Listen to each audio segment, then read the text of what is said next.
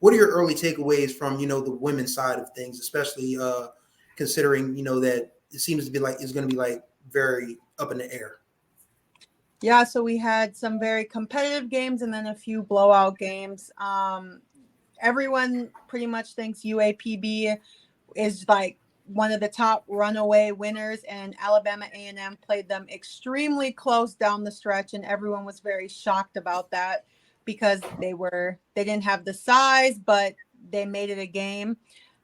Southern showed why they're the returning conference champs, and Jackson State just showed why they are the program that they are. And I think the biggest shock was probably that FAMU kept up with Bethune. Bethune, if anyone was paying attention in non-conference season, was rolling. They finished with 9 wins in non-conference season and looked really, really good.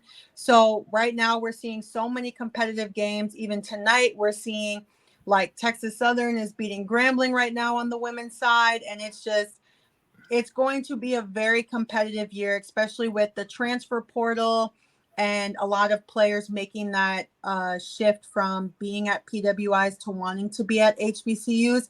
It's definitely evening the playing field and making a lot of these teams way more competitive. Yeah, one of those teams that kind of made some noise during non-conference play was Arkansas Pine Bluff on the women's side. They knocked off a couple of Power 5 schools, namely Arkansas, the first time they ever beaten Arkansas, I believe it was, in non-conference play. So, and they got a really great player on their team named Zay Green, who's finally getting some looks from the WNBA. She kind of deserves it. She's their best player. So how do you forecast Arkansas Pine Bluff doing in the SWAC regular season? I, at the beginning of the season, said they would win the whole thing. I think with Zay, because Zay was injured last year, so they got to that championship game in the SWAC tournament without her. And then they had other pieces who were injured as well that came back. I think they're a very deep team. They have the size to compete against Jackson State with Davenport and Pete. But with Zay's ability to score and create and having shooters and other scorers around her, they are a very deep team. In their game versus Alabama A&M, she wasn't even their leading scorer. Kariah Beck was. And so I think just with their versatility, their depth, their length, their size, my prediction was that they would win the conference this year. I know we're like only just a couple days in this conference play, but like, are there any sleepers that you see out there who could possibly win the conference? I know Southern last year, they kind of snuck up on everybody and they beat Jackson State in the semifinal last year. They kind of surprised everybody. Is there any team like that you see could possibly make a similar run? For me, I think last year Southern showed that anything can happen, especially when it comes to conference time. Obviously Jackson State and UAPB will always be in the conversation. I think now with what Southern did last year, they pretty much made a name for themselves that they should never be counted out. But I definitely wouldn't count out Bethune-Cookman or even Grambling with their new coach. They're so physical and aggressive, you never know. And then with the SWAC, it's just like you never can tell what's going to happen. But those are for sure a couple other teams I wouldn't write off of being in that running for the top spot, because they've just shown that they have the physicality, the aggressiveness, the depth on their benches in order to compete with the top teams. Right. The conference the last several years, as you know, has gone through Jackson State, and they're once again strong again. I know they didn't win the SWAC tournament last season. They kind of got upset by Southern there in the semifinal, but are they still the favorite to win it again this season? I would say it's pretty much split from the comments I've been seeing, the conversations I've been having when everyone saw how UAPB was playing and how dynamic Zay was, because last year she was preseason player of the year before she got injured. I've seen it pretty much split between people being like, oh no, UAPB has it in the bag. Other people being like, oh, it's still Jackson State. And I think you have to give respect to Jackson State always because of what they've built over there. I think they are adjusting to not having their point guard anymore, but they have preseason player of the year preseason defensive player of the year. I've seen it be very split between those two. Those are the only two teams that I've seen in the conversation for the women's side on who will be the winner, though. So it's pretty much, I would say, split between those two. But I would just give Jackson State the respect that they have because they've been there. They've done that. They've ran the conference for the last 3-4 years. And so we have to give them, the respect that they've earned. Right. And on the men's side, I know Grambling won the regular season last year. They kind of surprised some people. Texas Southern is always going to be in there, but because they seem, no matter how they start non-conference play, they always seem to turn it on when the regular season kind of gets going. They're playing actually tonight against Grambling in the game that is really going to set the tone, I think, for the rest of the conference season. So how do you forecast those two teams heading into conference play?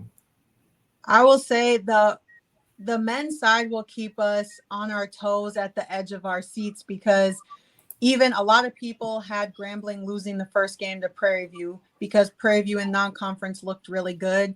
I think it's going to be so competitive, and it's definitely going to come to down the stretch of who's winning these games after playing a full conference season. I like Texas Southern because of Henry. I think he's a super dynamic guard, and he's preseason player of the year, and as he should be.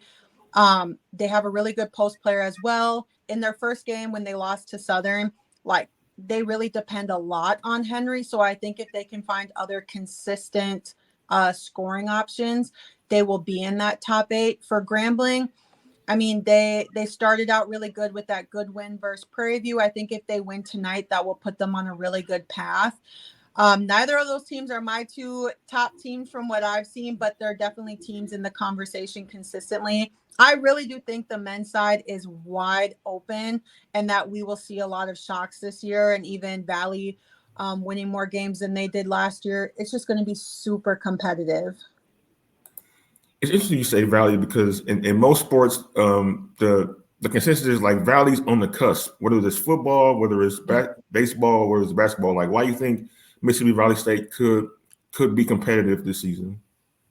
So I'll start with their women's side first. The Coach Anderson, she wiped out the whole team. She got 15 new players in, and one player in particular, Shadiman McKnight, that she brought in is a game changer. She is great on offense, great on defense. I think they will make games a lot more competitive based on the athleticism and the skill that she's brought in. For the men's side, I liked what I saw when they played Alabama State on opening night. They made a few mistakes, but the fact that they've returned a lot of their players from last year, I think they'll just continue to build and be more competitive. But I would love to see, I thought in their first game, a lot more people were there. I would just like to see the fans get behind them because that is the consensus. What you say is Valley's pretty much like that bottom team that everyone's like, oh, it's just Valley. But they're definitely not a team that you want to look past and slip up and lose to because they're definitely, you see the wheels turning in their basketball program and them becoming better than they were last year. Yeah, I know maybe it was like 10 years ago, they made a run. They actually won the SWAC and actually appeared in the tournament.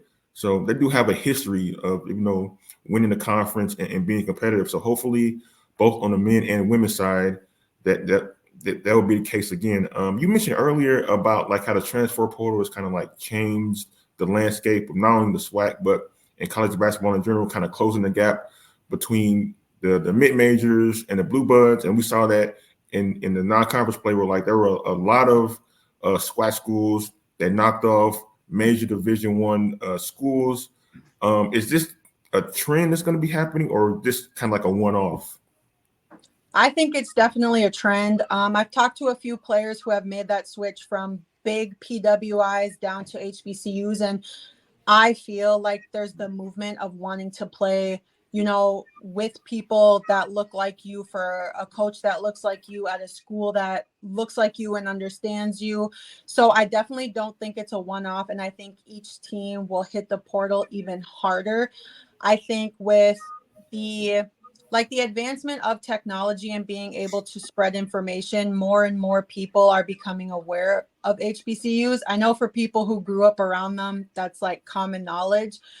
but for a lot of other people, it's not. And so I think the more people get educated and the more that HBCUs are beating these teams. So how UAPB beat Arkansas, how Southern men beat number 21 Mississippi State, how JSU beat Mizzou, like all those games matter, and it puts HBCUs on the map, and it makes players want to make that switch. And I think we're also seeing it in football as well, of players taking that jump to want to play at an HBCU. Now, I guess like the next goal in all of this is not only like get those players and like win some of these non-conference games in the regular season. It's also going into the tournament and making some noise there. So how close do you think schools are to doing that? So I think what should be like the next step is really having to win those non-conference games, which we're starting to do more and more of. Always being in that first play-in game where it's the 8 teams playing to be the 16 team is always hard. And then being the 16 team playing the number 1 team. So I think if teams really are being competitive and getting their net ratings up so they can get higher than a 15 or 16 seed, that would be great. But just coaches hitting the portal, coaches knowing how to recruit, knowing what's competitive, and building your team up so that you're not just looking to compete against the SWAC, you're looking to compete against these other teams. So that is the bigger goal. And I think that's something that Jackson State women's program and UAPB women's program have really done a well job of going into the portal and just recruiting players, like not having the mindset that we're too small for them or they're too big for us, like doing your thing, building relationships and getting those players to transfer from Memphis, to transfer from Texas A&M and all these different schools. So I think as they continue to build their rosters, us getting wins in the NCAA would be more and more likely. Right. We saw in the tournament last season, a lot of mid-major schools advanced deep into the tournament and even made the Final Four. And one of them, FAU, actually played for the championship. So it seems to be like the landscape is changing a bit, where like just because you're like Kentucky or you're Duke or you're like North Carolina, like you're gonna always be on top. Yeah, they're gonna have probably more resources, probably more access to the ESPN top 300 players. But at the same time, like because of the transfer portal, because of NIL, because players want to play at the end of the day, you've seen the talent spread out a little bit more so than in years past. And I think HBCU is no different, to me at least, get opportunity anywhere else is, because you're going to play, you're going to get a chance to prove yourself, and you're going to get to play against good competition too at the same time. Exactly. And I think a lot, not all, because some players do play at these other schools, but a lot of these players are, and this is for everywhere, whether it's HBCU, the mid-major PWIs or the Power 5 schools, players are going in usually being like that player. So when they go into a situation and they're not, they want to look for, the next best opportunity. And so I think we're seeing a lot of those players who have been that guy or that girl on the team being like, oh, I can go here, still do that, still get my name out there and play these big schools. And so you hit it right on the head. People want to play. They don't want to, it's not in to just go to a school and just want to sit. And so I think that's been a large part of the shift as well, is people wanting to get on the floor, and what better way than, going to an HBCU. And a lot of players are wanting to play closer to home. We've seen a lot of players in like for Prairie View and for Texas Southern being like, and even Bethune with their latest football class being like, I'm going home and going to play their final 1 or 2 years at the HBCU near there where they were raised. Yeah, most definitely. Like I know like Raymond Woody's son transferred from Cal to go back home to play for his dad at Bethune-Cookman. That's a really good story. Chris, you got anything? Actually, you stole my question about the portal, so I think we're good there. Yeah, Liv, you were an ex basketball player at FAMU. Folks might not know who you are, but you like prominent on social media, on YouTube. Like, why did you decide to get in this space at this time and try to share your passion about college basketball? Yeah, so being a former HBCU player, for me personally, it was the best decision for me to go to FAMU, play there, graduate from there. There's really no one who consistently has dedicated themselves. And if there has been, I haven't seen it, to talking about basketball in the HBCU, especially the women who are promoting it, constantly encouraging people to watch, highlighting players. And I wanted to do that for really the SWAC. When I played at FAM, we were in the MEAC, but now my school's a part of the SWAC. So I wanted to highlight these players and these teams because we do have really talented, great players, great coaches, great programs, and a lot of people just don't know about them. And I wanted to do my part, use my basketball knowledge. Being that I was a former player, people may look at me and be like, oh, she must really know what she's talking about because she's been there and she's done that. And so I see the player's point of view of what it's like to play at an HBCU, but then I just want to highlight all these players. That's so important to me. There's all these people now talking about women's basketball in general, and I love that.